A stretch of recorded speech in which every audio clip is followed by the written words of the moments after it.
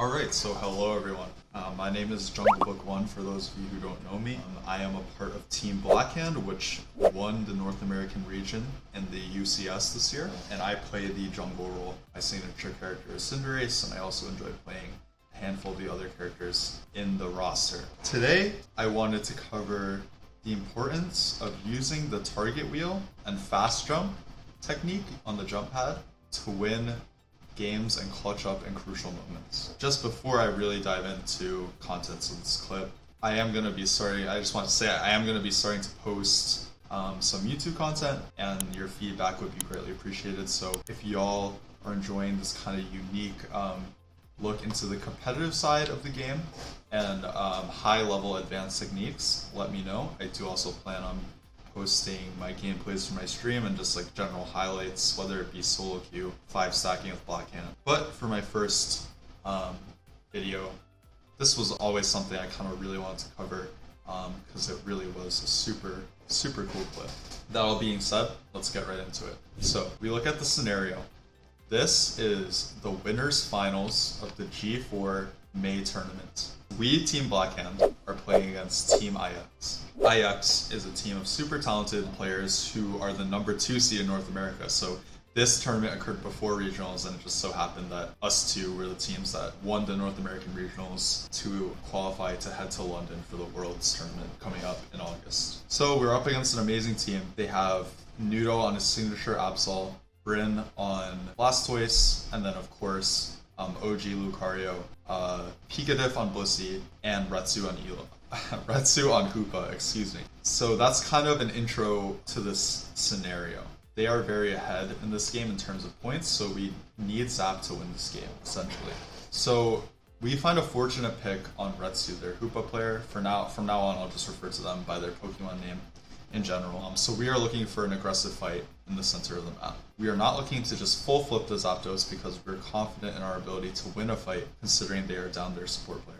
So you'll see I am running down there very aggressively. I pop my Unite so that I can not only damage them, but you also have to consider the fact that Cinderella gives you movement speed as well as the universal movement speed that using your Unite move gives to anyone. Like if, for example, if Blissey United Venusaur right now, Blissey would get a ton of movement speed. So I'm essentially looking to run them down. Unfortunately, Rin takes very smart pathing and he runs straight out, but I see Pikatif's a bit of a straggler, so I decide to run him down here. After seeing that my team is not able to kill him without me, I double back and make sure we secure the kill into Blissey. Then our Hoopa portals us into mid lane and we resume the fight there. So as you can see, this fight is going generally very smoothly because they started down their Hoopa player and then we found the pick on Blissey, so we're essentially snowballing our picks on each other. It started out with just the Hoopa kill, but then it snowballs into the Blissey kill and you'll see what happens next. So we end up picking their two of their 3 hard carries, right? We picked their Lucario and Absol, and you can see how this one pick that we found before the Zap fight started kind of snowballed into an incredibly advantageous position for our team, leading into the death of the Zapdos. Something to keep in mind is, like I said, we were quite behind in this game. Not only were we down slightly in XP, not so much, but we were down almost 150 to 200 points, which is a huge deficit. That being said, the ability to keep your cool and take advantage of the pick and not just full flip the Zapdos, but actually look for a fight because we were up a person is so important, especially for you new and upcoming teams or amateur competitive players. You really need to understand that if you're behind in a game and you get a pick, you can't just panic and just say, okay, we're behind, so we're going to flip Zapdos. You have to determine and assess, are we strong enough to fight a 45? And oftentimes it is, yes, and you can see it worked out very well for us in this scenario. So now, of course, we are down a lot of points, so our eyes are on the Zapdos. We are going to put the pressure on Zapdos and we're going to make sure it dies before these people come back. So let's see how this plays out. I think I make a comment that their Hoopa and Blastoise still have ult. So let's just, I'll unmute the comms for a second, we'll see. He does. I'm hitting. And He's ready. Yeah, so you heard I said they have Hoopa and Blastoise. Anyway, let's see how this plays out. So I'm trying to stop the boss from getting in, of course. And he gets his ult off on me, and he gets a full spin on me, and I end up dying. But it comes at the cost of, basically Zapdos, so I'm willing to die for that. Our team secures it over the lone Blastoise. So now let's look at this picture real quick. Our Bussy just reset. Most likely will score once he comes back from the Hoopa portal. Our Hoopa's gonna score. My eyes are on these two. Like, I knew it from almost immediately. Like, these two are the ones that are gonna struggle to score. My eyes are also on this, right? I'm watching the minimap and I'm watching my screen at the same time. Or simultaneously. I'm looking back and forth. My eyes are on this. I see their Blastoise sneaking away, waddling away, trying to potentially get a score here. So keeping all those things in mind, let's see how this plays out.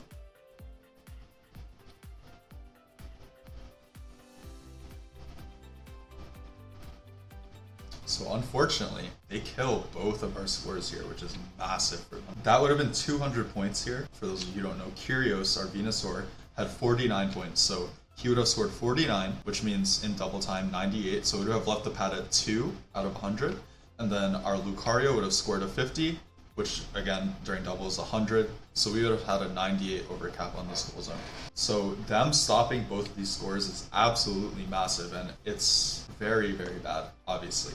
We are, fortunately, our Hoopa did score on the bot outer, and our Bussy will hopefully score on this inner goal. Let's see what happens. So Bussy will, spoiler alert, Bussy will end up scoring. This is what I want to focus on especially, or bring your attention to, all the analysis aside of the situation. I'm respawning in 2 seconds, and Rin, the Blastoise, is about to run onto the goal zone and try to score this 50. In his mind, he's thinking, okay, I see these two on the map, and Cinder's not spawning for 2 more seconds. Like, he's almost positive, or he's pretty confident he'll get the score. I think if I were him, like, I would feel pretty confident as well, right, in scoring this, because you have to realize it takes 2 seconds to respawn, but then there's a little animation where you're stuck in the base, and then you have to get onto the pad and jump in such a short time. Let's see how close this is. So pay attention to how close the score is on the mini app.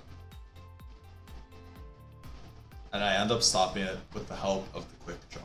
For those of you who don't know, there is a tech where if you move around on the pad while you're loading out the jump pad, you can jump much faster and get off the pad than you would if you were just standing still. I can make a separate video on that if there's a lot of demand for it, but I think it's generally public knowledge. There should be many YouTube videos out on it already. But the crazy thing is, I see even a lot of pro players not using the quick jump. Like, I don't know if they're just too lazy or if they don't know how to do it. Whatever it is, you absolutely need to learn. I'm speaking to all you teams that are trying to get to the next level, or all you individual amateur competitive players, or even just people trying to up your solo queue game. You absolutely have to learn how to do this, because me stopping this 100 score is absolutely pivotal to us winning the game. So yeah, like I said, I can make a separate game, or a separate video on quick jump sometime if there's a lot of demand for it. But if you look up quick jump how to Pokemon Unite, I'm sure you'll find a guide. So now I want to shift your attention to what happens next. So let's just see what leads up to the next play. So my quick jump allows me to kill their Blastoise, no more threat in bot for a while, and I see their Bussy's trying to score top. Luckily, my Hoopa stopped this first score, even though the Bussy had score shield, just through, you know, good weaving of abilities and good placement of the portal, which is a job well done by him. But the job is far from over, unfortunately. For those of you who don't know, our Bussy scored bot, but then died to Lucario, and I believe it was Lucario and Hoopa, I believe. So now I saw that, and I know Hoopa and Lucario are booking it down bot lane to try to score, because they're behind right now. They're desperate to score whatever they can. Imagine if Blastoise got this 100, by the way. They would just be in the lead, and then they'd be able to back off, and the onus would be on us to go and try to score in their goal zone, which is losing. It's a losing situation. But now they're forced to come and score and make an attempt. So what I do, I'm very patient. At this time is when I see you see on the minimap, there's 2 circles here.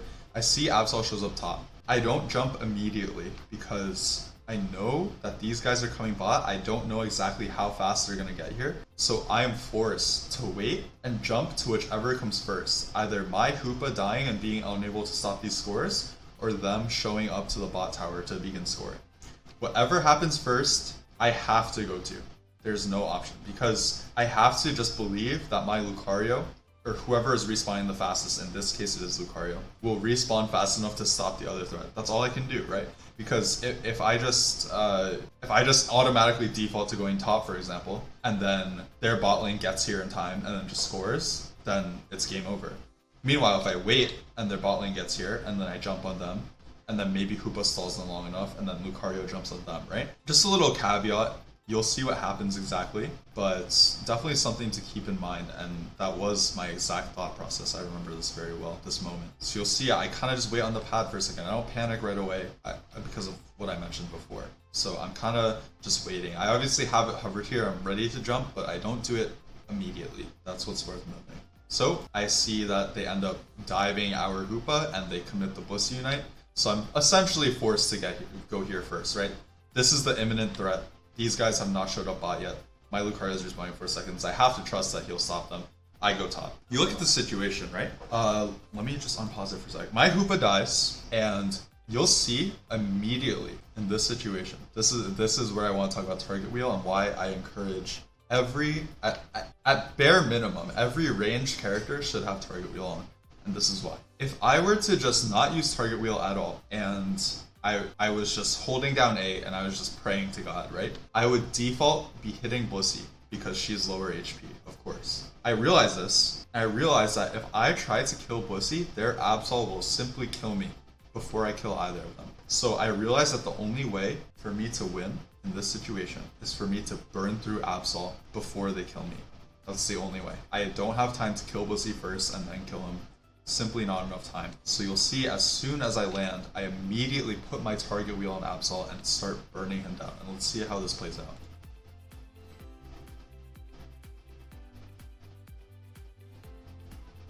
And we end up getting the kill on Absol, and from here we win the game because our Lucario respawned in time and he's able to stop the bot lane cap. Bussy can't do anything on her own, and I kill her.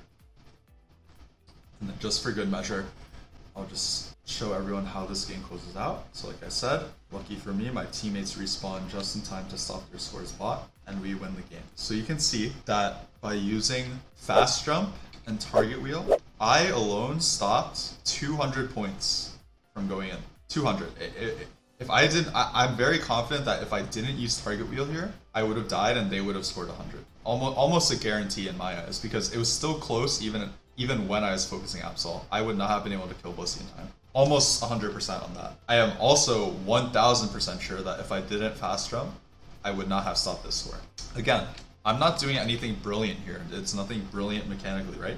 But it's just things that some people, I believe, are just a little too lazy to pay attention to or to learn. Like I said, I'm not gonna name names, but I've seen many pro players on stream not use fast jump, not use target wheel in the right spots. And if you don't use it or you don't practice it at least or get comfortable with it, we probably lose this game.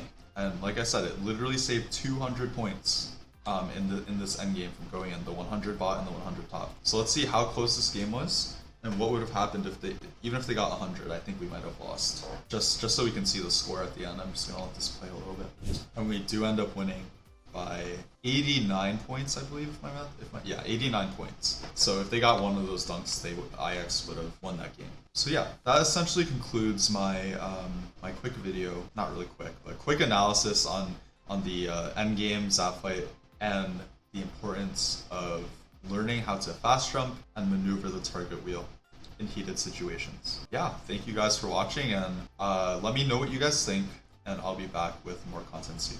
I'll talk to you guys soon. Take care.